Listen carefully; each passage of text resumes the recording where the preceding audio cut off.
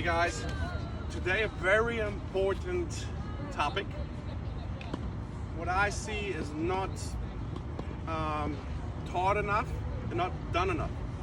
Breathing, right? So a lot of people ask me like, why breathing? Why is he talking about breathing? Because there's two big factors why it's important. All right, I want to go into that a little bit. One factor is breathing plays a big part in the shot. All right, so when you breathe correctly and you breathe out when you hit, you give your shot basically, like you give your shot rhythm, timing, it's all connected with each other. So the breathing is very important. And the other thing is to calm down and get your heart rate during the points down when you're on the bench. So let's start with the first thing. When you hit the ball and you breathe out in a regular manner, like that's a controlled, nice rhythm, and the swing is compact and good. Everything plays in, right? So when you breathe and you have this choking breathing or you're nervous, like your shot's not going to be fluent. It's very important to teach kids especially how to breathe and to breathe out when they hit and grunt a little bit, not too much obviously. You don't want to sound like you don't have it too much. So the breathing plays a big part. If you breathe like too long, your shot's not going to be as well timed, and it's all connected.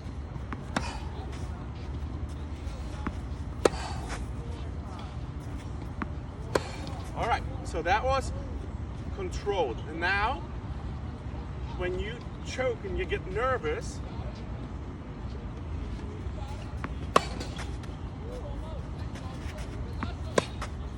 I exaggerate always. He said, that's not going to work. And what else happens is, when you do not breathe correctly, your muscles tighten up, right? And there's no fluency. So it's a big part of the game. The next thing, which is very important, is during the points that you find that you calm yourself down. You see a lot of players, they go back, breathe deep in through the nose, chest out so more air can flow through, right? They do the strings, they walk back. Why do they do that?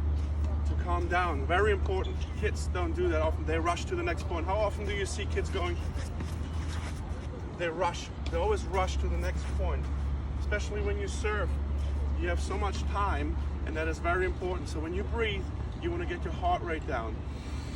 Breathe in, breathe out. So I can't stress that out enough. Like even on the changeover, right? You need to get your heart rate down. So breathing is key.